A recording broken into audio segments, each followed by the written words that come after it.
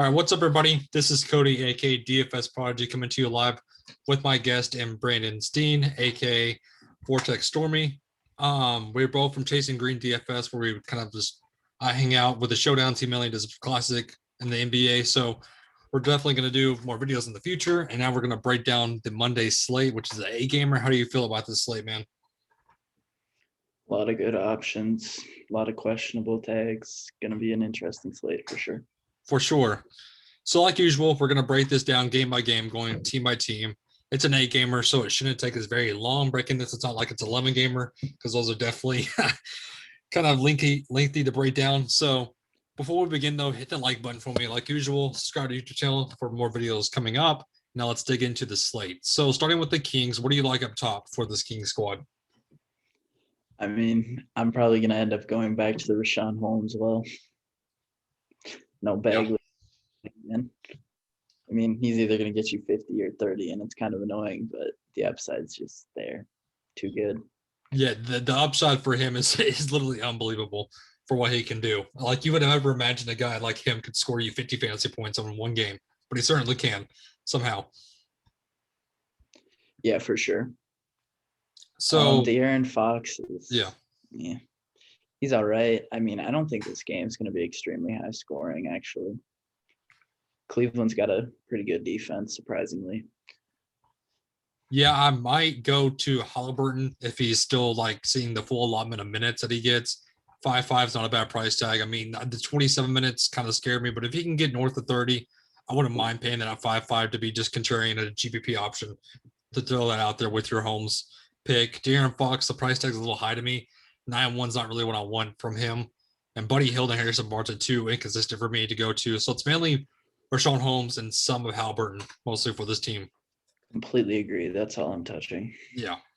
On the Cleveland side, so start me out for this Cleveland team.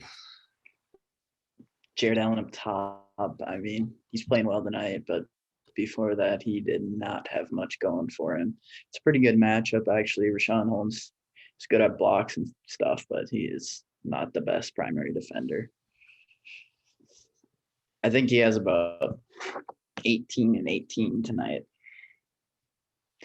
So he's having a pretty good game, but who knows if that's going to last. Sexton has like 40 points tonight, and this is an extremely amazing matchup for him. I mean, faster pace, De'Aaron Fox. I like Sexton in this spot a lot. Garland, he's an interesting option for sure. GPP for me, and that would be about it for this team. Yeah, I'm not really getting to much of Garland because I'd rather go to Sexton, in my opinion. 7.1's a great price tag for him. I'll pay that all day against this Kings defense. Jared Allen, just the inconsistency that he has scares me a lot for him. I don't trust that. I mean, like I just pulled him up beforehand. He's like, it's literally going from 36 to 18 to 27 to 24. It's too inconsistent for me, in my opinion.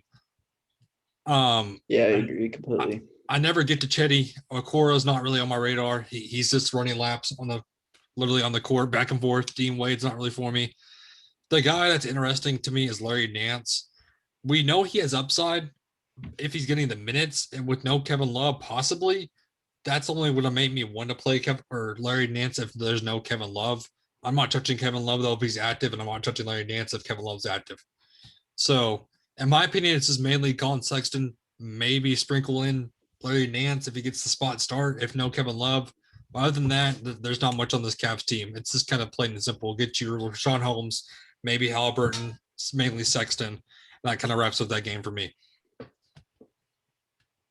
On the OKC side versus Minnesota, what do you like on this team, man? I mean, it all depends on if Shea plays or not. Yep, that's the biggest. I mean, I don't know with this team.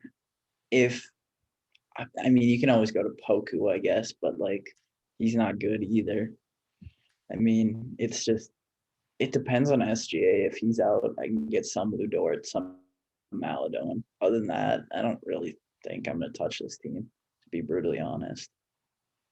Well, and if SGA is in, obviously he's in play because good matchup, cheaper price than he's been. But yeah, I don't have a lot of interest, surprisingly. So some of the March Madness news, by the way, Oral Roberts just beat Florida 81-78. So they're going to the Sweet 16. Yeah. Shocking upset there. Yeah, that's a big upset. Yeah. But anyways, SGA, like you said, that's going to depend on what happens with him. If he's going to be out once again, that's going to basically alter this team for me. I'll get to some Lou Dort. Moses Brown is the guy that's hard to get to. I know everybody wants to play him because he has that upside. I mean, 33, then he goes to 12, then he goes to 51, then he goes to 23. The inconsistency that he has is way high variance. Like, you don't know what's going to happen with him, even with Al Horford, even with Roby in play. So I'm not touching Moses Brown. Horford is playing tomorrow. The reason he's so inconsistent is because Horford sits every other game. Exactly. So I really don't know. Wouldn't touch him. Yeah, I wouldn't touch him. Not even in GPP. Yeah. So that's what my point was. I'm not really going to touch him. Lou Dort. This all depends on SGA. I'll get to Lou Dort. If there's no SGA, I'll get to Theo Maledon. Those are the two main guys I want. If there's no SGA, and sprinkle in some Ty Jerome. Svi had a pretty big game without SGA today. Right. He finally got over the hump, played about 20 minutes. And I mean, just a GPP shot at that point. Right. So like you were saying, it all depends on what happens with the SGA, basically. That's going to be the main point of news on this team. The Minnesota side of the ball, Cat 9.5, that's a high price tag for him. He's going to be a GPP option. In my opinion, Anthony Edwards is still going to take a ton of shots. So you can definitely look to Anthony Edwards. Ricky Rubio is kind of hard to get to, but maybe GPPs. Jordan McLaughlin, that's the news that is kind of key also, because that could boost up Noel at 5'1". He got ruled out earlier today. So I do like Noel. He's still out. Yeah, if there's no Jordan McLaughlin once again. What do you like on this team, man? Anthony Edwards, his price point has not gone up. He's taking 20 to 30 shots a game, and his upside is 60. So I think he's way too cheap. His down games are still going to shoot 35. That's 5x. He's locking my lineup. Cat, I actually like the matchup. Surprisingly, Al Horford cannot rebound to save his life, and that has been one thing Cat has been struggling with. He's got the offense, but he doesn't have the rebounds to put up the points. Just a GPP shot for me, though. And then Ricky Rubio, I mean, he's just the last spot filler. Other than that, I wouldn't push him into your lineup. That's about it for me. For sure. So on the Charlotte side, in this matchup against San Antonio, so the big news that we face today is no LaMelo Ball, who's going to be out for the rest of the season. So this is basically going to alter this whole entire team, and we need to see what the starting lineup is going to be. This obviously is going to boost up Gordon Hayward, but we also have Rozier, who's questionable. That's another big piece of this team. If he is doubtful or out, this will boost up Gordon Hayward for me, and this will boost up Devontae Graham at 4.8. Devontae Graham is going to be a lock of the slate, in my opinion, if he starts. At 4.8, you can't go wrong with Devontae Graham starting. I'd like me some Miles Bridges. Sure. I'm also going to get me some Malik Monk, who we've seen light it up whenever one of those guys is out in LaMelo Ball or Terry Rozier or Gordon Hayward. So I like Malik Monk. I like me some Devontae Graham easily. Give me Gordon Hayward. And I wouldn't even mind going to Miles Bridges. What about you, man? For me, Rozier is probable, so he's most likely going to play, but that doesn't mean for sure thing. Malik Monk or Devontae Graham, whichever one starts, is a instant lock, plug and play. Gordon Hayward, I don't like the matchup here, but I mean, he's going to be the number one option again. The usage rate's going to be there. I mean, he's good for GPPs. I mean, we'll have to see if Malik Monk starts. I like Gordon Hayward a little bit more because Malik Monk is more of a low usage shooter, while Devontae Graham takes up a little bit more of usage. So, I mean, Gordon Hayward's obviously in play, and then Devontae Graham, Malik Monk, and that's about it for me. For sure. On the San Antonio's team, so still no Aldridge, obviously. DeRozan 8.5's just kind of hard to get to. Dejounte Murray with everybody healthy is kind of scary for me. Derek White has been awful. He's been very hard to trust lately. Now that he's back, there's not much I want on this San Antonio team, to be honest with you. What about you, man? Nope, not with everyone healthy again. It's hard to get to Aldridge is out for good. So, I mean, obviously last game DeRozan went off, Calvin Johnson went off, Lonnie Walker went off, but there was no DeJounte Murray, no Patty Mills, and I just don't like anything to do with this team. Maybe DeRozan and GPP, but that's about it. Yeah, there's not a lot I want on this team. Going to Toronto and Houston, starting with Toronto. So looking at this team, the similar kind of story with everybody healthy, it's hard to get to this team. The Kyle Lowry, Van Fleet, Siakam. If I were to rank it, I would want Van Fleet first, and then Siakam, and then Lowry. But again, one of the three guys is going to go off. We just never know who is going to be. Powell at 7-1 is hard to get to with everybody healthy. Also, I don't trust him in his shot. He's very, very scoring dependent. Boucher, I only like him if he starts, which is very in a blue moon basically. So at 6-1 again, if he does start, I don't mind him here in a good matchup. OG Anunoby, if he starts, maybe in GBPs. Ben Brees at 4,000 is no thank you for me. So mainly it's just maybe some sprinkle in some Van Fleet, Lowry, and Siakam, and only Boucher if he starts. What about you? I do not like Lowry at his price. The only person I would even think of getting to is Fred VanVleet and maybe OG Anunoby. But other than that, there's nothing on this team. Right. On to Houston. So looking at this squad, again, everybody is kind of healthy other than Eric Gordon. So looking at this team, John Wall, 7-1, that's a price I don't mind getting to at all. Oladipo, I'd rather get to John Wall. Christian Wood, I want to see his minutes. That's what's going to be key for me is the minutes up for him. If he's going to continue playing 28 to 36 minutes, I don't mind that at all. I don't mind the price tag 8,000. He's off his minutes limit, so he's playing 36. John Wall is off his minutes limit too, so he's up to 36 again.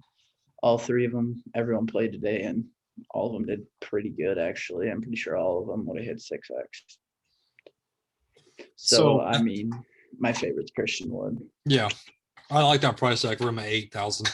The rest of the guys are just kind of stay away options for me with everybody healthy. It's kind of hard to get the rest of the team. For sure. Christian Wood, John Wall are my two favorites. Other than that, not much. On to Indiana and Milwaukee. So let's start with Indiana on this team. Sabonis, 9,000. He's always in play. I feel like I always boost him up. You can't go wrong with Sabonis, in my opinion. Looking at Malcolm Brogdon, again, you can't go wrong with him. The matchup is kind of tough, though, so I would definitely stay weary of this team. LeVert, not a bad price tag. Miles Turner, not really for me. I don't get to McConnell. I'm not chasing that huge stealing game that he had. That one game that was nearly impossible. The rest did it again the other night. Yeah, I don't know how he does it. I don't know how. This team, it's against Milwaukee, so that does kind of scare me. But there is no Giannis, so maybe some LeVert, sprinkle in Brogdon. Sabonis is always in play, in my opinion. What about you, man? Actually, I am interested in Karis LeVert for a GPP play. Yeah, I do. He has got 35 minutes recently. He has a little bit of upside, I would say, but it all depends on if his shot's falling. I mean, like that 19-point game, it's an outlier. The other games, just a GPP shot. Other than that, it's just a bonus, and maybe Brogdon wouldn't touch anyone else. For sure. Looking at Milwaukee, so now the big news of the slate is Giannis is doubtful, so that Q needs to change to a D because he is officially doubtful. So that's going to be huge news for the slate. So looking at Giannis now, if there is officially no Giannis, I'm boosting up a lot of this team. I do like me some Drew Holiday at 6'8". That price tag is way too cheap for possibly no Giannis. Middleton, like usual, his usage rate will go up. DiVincenzo is the lottery pick for me. He can easily go up and he can easily bust, so be careful with him at 6'1". But I certainly see why you would want to play him. Connaughton's not really for me. Brook Lopez, I wouldn't mind getting to either in this matchup. I don't mind me some Bobby Portis either, who I think is going to get a good run.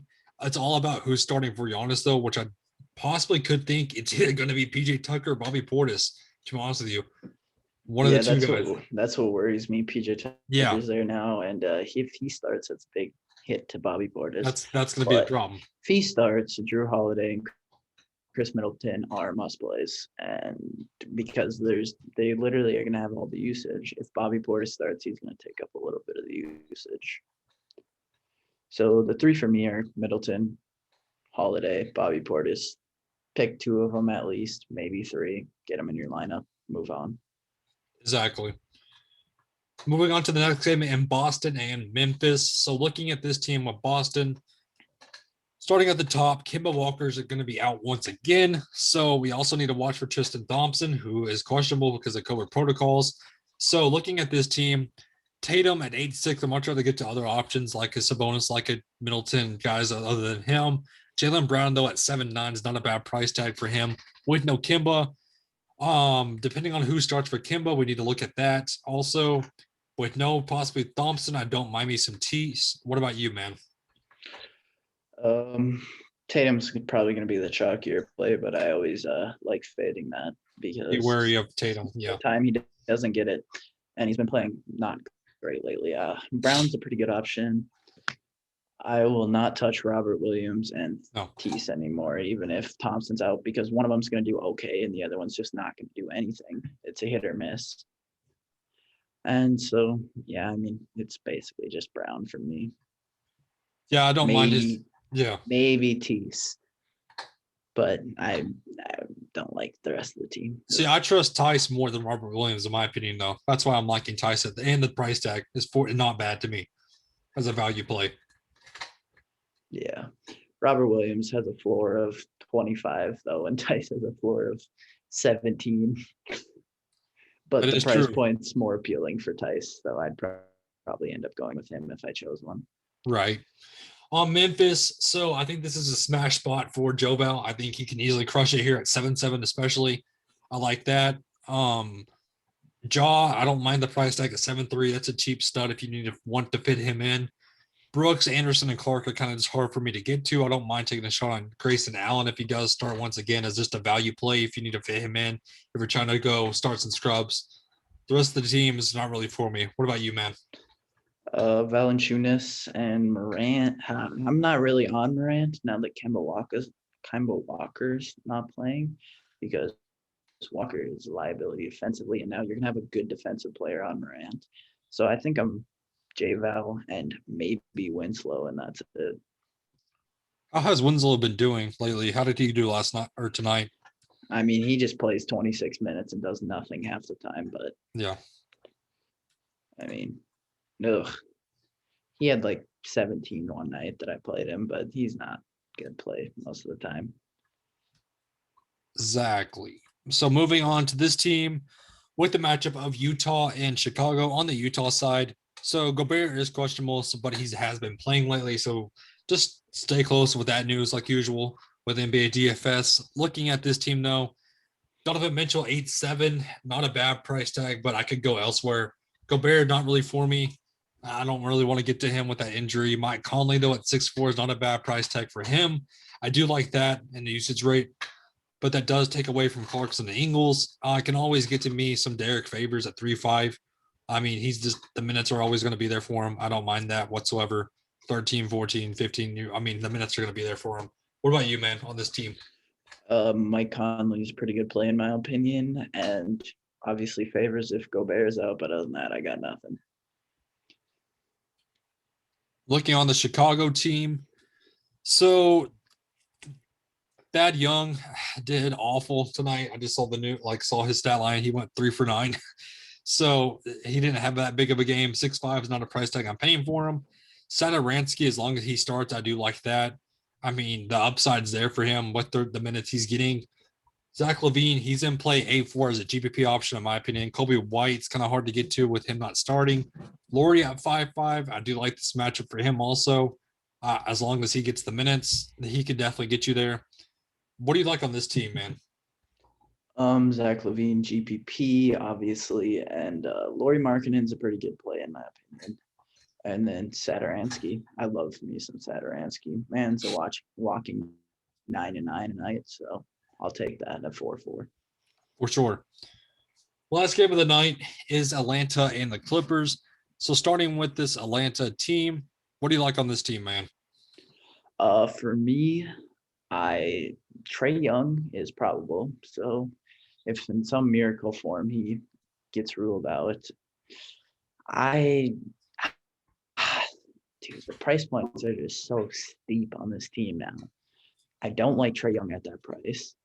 I don't like John Collins at that price. The only one I could maybe get to is Capella. You like And that? with Yeah. DeAndre Hunter maybe coming back, everybody else from shooting guard to small forward is just out of play for me. I So really hate the Hawk system tonight or tomorrow night. So looking at this team, Trey Young, 8'8", that's a steep price tag, especially going against these defense. John Collins, with everybody healthy, is not really for me. Capella, like you said, I do like the matchup for him. The big news is DeAndre Hunter. If he does come back in this game, he's going to take away from Gallinari at the position, so that we need to watch out for that. And Kevin Holder, I think, is going to take less shots with DeAndre Hunter coming back. We need to watch the limits or the minutes on him for DeAndre Hunter. If he's limited, I don't like him. But if he's not limited in some form or fashion, I don't mind that at 5'2". Tony Snell, I can never get to him. This team is just not really for me, other than Capella. Going on to Knight's an interesting play, but he has been interesting. He has. He's 3-3. It just depends. Agreed. I mean, Capella has been getting run taken away from him, but GPP for me only. Yeah. So moving on to this Clippers team, Kawhi Leonard, Paul George, always in play, in my opinion. You can always get to them, especially at Kawhi Leonard under 9K now. That's definitely appealing to me.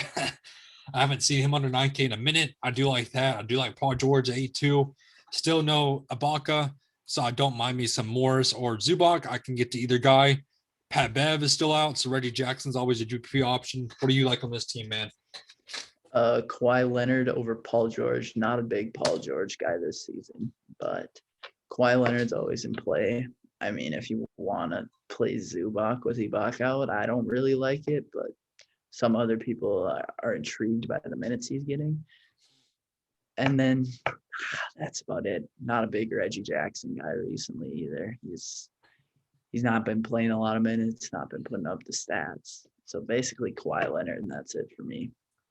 For sure, man. So that pretty much wraps up this A gamer for us. Thank y'all for tuning in. Like I said, definitely click the like button for me like usual. Subscribe to the YouTube channel for more videos coming up.